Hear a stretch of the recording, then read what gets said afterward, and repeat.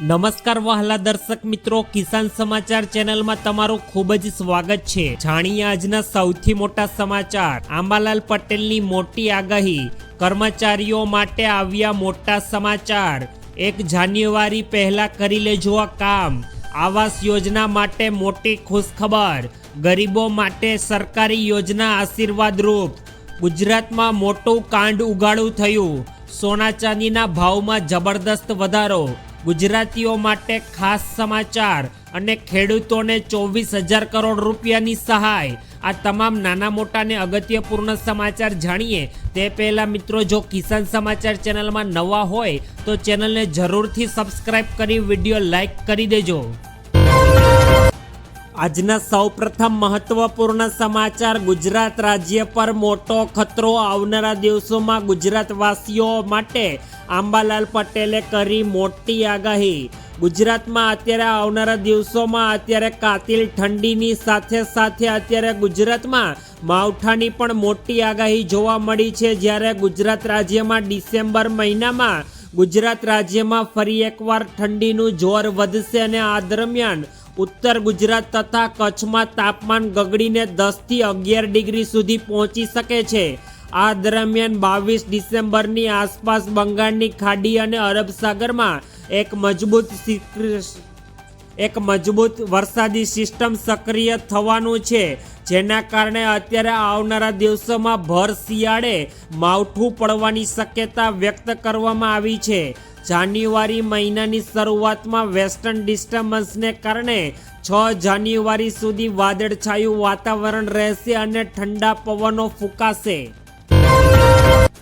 ત્યારબાદના બીજા મોટા સમાચાર। ગુજરાતમાં સરકારી કર્મચારીઓ માટે આવ્યા માઠા અને ખરાબ સમાચાર। ગુજરાતમાં વાસીઓ માટે અત્યારે જે સરકારી નોકરી કરે છે તે તમામ વ્યક્તિઓ માટે નવા વર્ષમાં કેન્દ્રીય કર્મચારી અને પેન્શન ધારકોને અત્યારે એક મોટો ઝટકો સરકારે આપી દીધો છે। જાન્યુઆરી 2026માં અમલમાં આવનાર મોંઘવારી ભથ્થા એટલે કે ડીએ અને મોંઘવારી રાહત એટલે કે ડીઆર આ વખતે સરકાર દ્વારા ફક્ત ને ફક્ત 2% નોંધપાત્ર વધારો કરવામાં આવે તેવી ધારણા છે। જો મિત્રો આવું થાય તો મોંઘવારી ભથ્થું 58% વધીને 60% થઈ જશે। આ છેલ્લા 7 વર્ષમાં સૌથી ઓછો સરકારી કર્મચારીઓનો પગાર વધારો હશે અને આ ભથ્થાની ગણતરી અત્યારે સરકાર પણ ઔદ્યોગિક કામદારો અને ગ્રાહકોના ભાવ સૂચક આંકને આધારે લે છે, જેથી આવનારા દિવસોમાં અત્યારે સરકારી કર્મચારીઓને જે સરકારી નોકરી કરે છે તેઓને મોટો ઝટકો સરકાર આપી શકે તેમ છે। ત્યારબાદના ખૂબ જ અગત્યપૂર્ણ સમાચાર મિત્રો, 1 જાન્યુઆરી પહેલા સરકારી કામ પૂર્ણ કરી લેજો, નહીતર તમારે પાછળથી પસ્તાવાનો ખૂબ જ મોટો વારો આવશે। સરકાર દ્વારા મિત્રો આવનારા દિવસોમાં 1 જાન્યુઆરીના રોજ ઘણા બધા નિયમોમાં ફેરફાર કરવાના છે। હવે 31 ડિસેમ્બર બાદ 1 જાન્યુઆરીથી સરકાર દ્વારા તમારું આધાર કાર્ડ પાન કાર્ડ સાથે લિંક હશે તો જ તમારા કાર્યો સરકારી પૂર્ણ થશે। બાકી સરકાર દ્વારા તમારા કોઈ પણ જાતના સરકારી કર્મચારીઓને લગતા કાર્યો સરકાર દ્વારા ઊભા રાખી દેવામાં આવશે, જેનાથી તમે આવનારા દિવસોમાં રાશન પણ નહીં લઈ શકો। મિત્રો અત્યારે તમને જણાવી દઈએ કે તમે જે મોબાઈલ ફોનમાં યુપીઆઈનો ઉપયોગ કરો છો તે પણ બંધ થઈ જશે, એટલે કે બેંકમાં જઈને તમારે ફરજિયાતપણે તમારા બેંક એકાઉન્ટનું કેવાયસી કરાવવું પણ સરકારે ફરજિયાત કરી દીધું છે। મારો આધાર કાર્ડ અને પાન કાર્ડ સાથે લિંક છે કે નહીં તે પણ અત્યારે સરકારે સન્માન નિધિ યોજના અંતર્ગત ખેડૂતોને પણ અત્યારે જણાવી દીધું છે કે આવનારા દિવસોમાં તેઓએ પોતાનું આધાર કાર્ડ પાન કાર્ડ સાથે લિંક કરવું જોશે, નહીતર તેમને 2,000 રૂપિયાનો હપ્તો મળવા પાત્ર થશે નહીં। ત્યારબાદના ખૂબ જ મોટા સમાચાર। આવાસ યોજના માટે મોટી ખુશખબર। વડોદરામાં મનપાએ અત્યારે સરકારી આવાસ એટલે કે પ્રધાનમંત્રી આવાસ અને રાજીવ આવાસ યોજના હેઠળ બીલ, ભાયલી, સેવાસી, અટલાદરા અને કથલાલી વિસ્તારમાં નિર્મિત 2709 મકાનો તથા 7 દુકાનોની ફાળવણી માટે આજના રોડ પંડિત દીનદયાળ નગરગૃહ ખાતે અત્યારે યોજ્યો હતો. વિધાનસભાનો મુખ્ય દંડક બાલકૃષ્ણ શુક્લ ઉપસ્થિતમાં કાર્યક્રમ યોજાયો અને કમિશનરે જણાવ્યું કે 2 થી 3 મહિનામાં વધુ 3000 આવાસો તબક્કાવાર રીતે ગરીબ લોકોને સરકાર દ્વારા ફાળવવામાં આવશે. મિત્રો, તમે પણ જો સરકારની પ્રધાનમંત્રી આવાસ યોજનાનો લાભ લેવા માંગતા હો તો તમારે પણ આ ફોર્મમાં અત્યારે અરજી કરવાની રહેશે. ત્યારબાદ સરકાર તરફથી તમને મફતમાં આવાસ આપવામાં આવશે. ત્યારબાદના મોટા સમાચાર, ગરીબો માટે આશીર્વાદરૂપ યોજના. ગુજરાત સરકાર દ્વારા આર્થિક રીતે નબળા વર્ગની દીકરીઓના લગ્ન પ્રસંગે સરકાર અત્યારે ખાસ દીકરીને મદદરૂપ થવા માટે કુંવરબાઈનું મામેરું એવી એક નામની યોજના ચલાવે છે. આ યોજના હેઠળ સરકાર દ્વારા સામાજિક ન્યાય અને અધિકારિતા વિભાગ દ્વારા લાયક અને લાભાર્થી કન્યાને સરકાર દ્વારા તેમના લગ્ન સમયે સરકાર 12,000 રૂપિયાની આર્થિક સહાય રોકડા પેટે ચૂકવે છે. આ માટે અરજદારે સમાજ કલ્યાણ પોર્ટલ પર ઓનલાઈન અરજી કરી દેવાની રહેશે.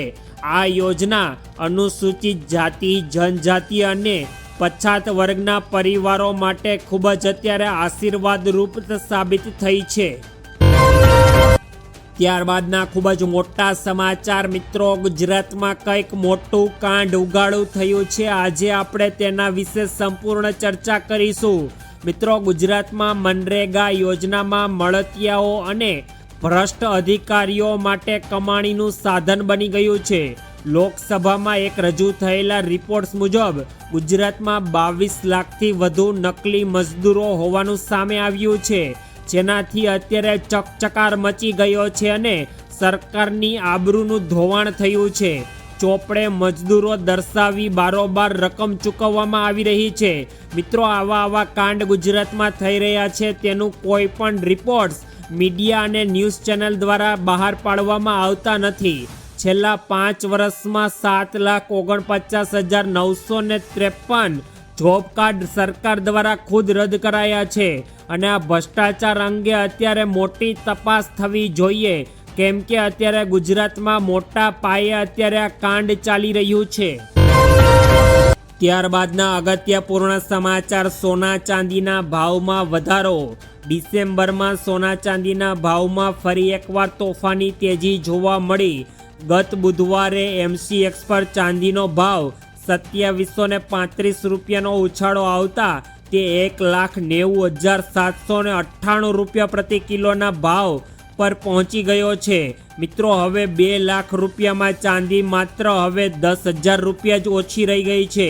આ વધારાની સાથે ચાંદીનો ભાવ હવે 2 લાખના આંકડાને ખૂબ જ નજદીક પહોંચી ગયો છે. માત્ર 2 દિવસમાં ચાંદીનો ભાવ લગભગ 10,000 રૂપિયાનો વધારો આવ્યો અને સોનાના ભાવમાં પણ અત્યારે જબરદસ્ત તેજી જોવા મળી રહી છે. ત્યારબાદ અગત્યપૂર્ણ સમાચાર, ગુજરાતીઓ માટે આવ્યા ખાસ અને મોટા સમાચાર. મિત્રો, પોસ્ટ ઓફિસની આ સરકારી યોજનામાં રોજના 333 રૂપિયા બચાવીને તમે દર મહિને 10,000 રૂપિયાનું રોકાણ કરવાથી તમને 6.5% વ્યાજ દરે 5 વર્ષમાં 6 લાખ રૂપિયા જમા થશે અને 1.13 લાખ વ્યાજ તમને મળશે. આ રોકાણ 5 વર્ષ વધારતા કુલ 12 લાખ રૂપિયા વ્યાજ વધીને 5,08,000 થઈ જશે. એટલે કે 10 વર્ષમાં કુલ 17,08,546 રૂપિયા બની જશે. અથવા મહિને 10,000 રૂપિયાની જગ્યાએ 5,000 રૂપિયા રોકો છો તો 10 વર્ષમાં કુલ 8,54,272 રૂપિયા, જેમાં 2.5 લાખ રૂપિયા તો માત્ર વ્યાજ જ હશે.